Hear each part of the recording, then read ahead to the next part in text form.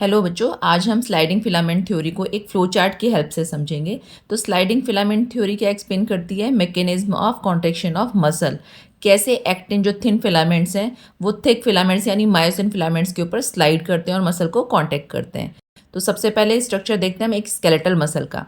तो बच्चों याद होगा आपको स्केलेटल मसल का स्ट्रक्चर में क्या था कि स्केलेटल मसल के अंदर होते हैं बहुत सारे मसल बंडल्स के अंदर होते हैं मसल फाइबर्स, और मसल फाइबर्स के अंदर होते हैं मायोफाइब्रिल्स जो कंटेन करते हैं दो प्रोटीन्स, एक्टिन और मायोसिन। एक बार मसल फाइबर का स्ट्रक्चर भी याद कर लेते हैं। मसल फाइबर की जो प्लाज्मा मेम्ब्रेन है उसको हम बोलते हैं सार्कोलेमा, उसके साइटोप्लाज्म को बोलते हैं सार्कोप्लाज्म, और उसके एंडोप्लाज्मिक रेटिकुलम को बोलते हैं सार्कोप्लाज्मिक रेटिकुलम जो कैल्शियम आयंस को स्टोर करके रखता है। अब एक्टिन का स्ट्रक्चर देखते हैं।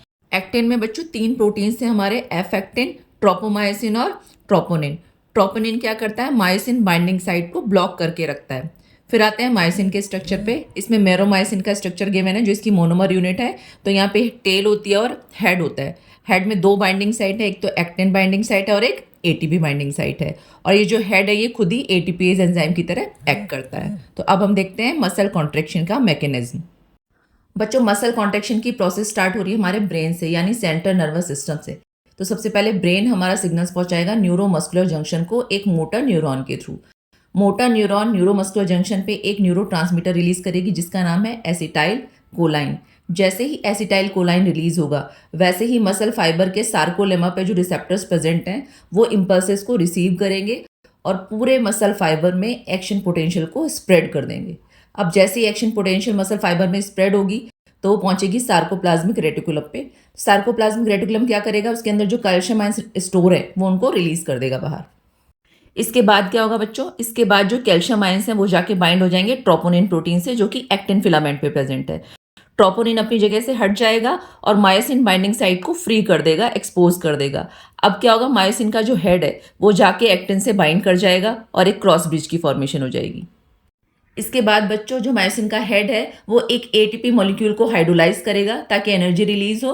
उस एनर्जी को यूज करके जो मायोसिन का हेड है वो बैंड हो जाएगा और एक्टिन फिलामेंट्स को पुल करेगा सेंटर की साइड, सेंटर में जहाँ पे एम लाइन प्रेजेंट है, जिसकी वजह से जो थिन एक्टिन फिलामेंट्स हैं वो थिक मायोसिन फिलामेंट्स के ऊपर स्लाइड करेंगे और मसल को कॉन्ट्रैक्ट कर देंगे।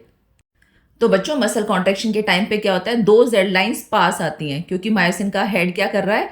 एक्टिन फिलामेंट्स को सेंटर की साइड खींच रहा है। तो दो जेड लाइंस पास आ रही हैं जिसकी वजह से हमारी जो सार्कोमियर है वो शॉर्ट हो जाएगी। बीच में जो एच जोन था जहाँ पे सिर्फ मायोसिन फिलामेंट था वो भी छोटा होता चला जाएगा धीरे धीरे। अब जो हमारे ए बैंड और आई बैंड उस पर क्या फर्क पड़ेगा? तो हमारा जो ए बैंड है जो सिर्फ मायोसिन का होता है वो तो सेम लेंथ का रहेगा, लेकिन जो हमारा आई बैंड है उसकी लेंथ भी क्या हो जाएगी? धीरे धीरे कम होती चली जाएगी। अब जैसे ही मसल से स्टिमुलस हटेगा तो हमारी मसल क्या करेगी? रिलैक्स करेगी।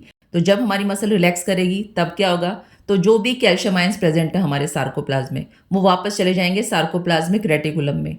अब हमारा जो ट्रोपोनिन है वो कैल्शियम फ्री हो गया तो दोबारा से वो जाके अटैच हो जाएगा मायोसिन बाइंडिंग साइट पे जो कि एक्टिन पे प्रेजेंट है। जैसे ही वो जाके वहाँ अटैच होगा तो क्रॉस ब्रिज बना था जो हमारा एक्टिन और मायोसिन फिलामेंट के बीच में वो टूट जाएगा। दोनों फिलामेंट्स अलग अलग हो जाएंगे और जो हमारी दो जेड लाइंस थी वो भी दूर दूर हो जाएंगी। सार्कोमियर लंबी हो जाएगी, मतलब ओरिजिनल लेंथ को ले लेगी वो दोबारा से, और हमारी जो मसल है वो रिलैक्स हो जाएगी। तो बच्चों इस प्रोसेस में भी हमारा एक एटीपी मॉलिक्यूल यूज होता है। तो ये था बच्चों हमारा sliding filament theory, contraction and relaxation. I hope बच्चों ये समझ में आ गया होगा टॉपिक आपको, स्लाइडिंग फिलामेंट थ्योरी। लेकिन फिर भी अगर किसी बच्चे को कोई डाउट है तो वो कमेंट बॉक्स में मुझे पूछ सकता है कोई भी क्वेश्चन। अच्छा, इस चैप्टर के बाकी जितने भी टॉपिक्स हैं उनके शॉर्ट्स आपको मेरे चैनल पे मिल जाएंगे और इस चैप्टर की वीडियो भी आपको मेरे चैनल पे मिल जाएगी।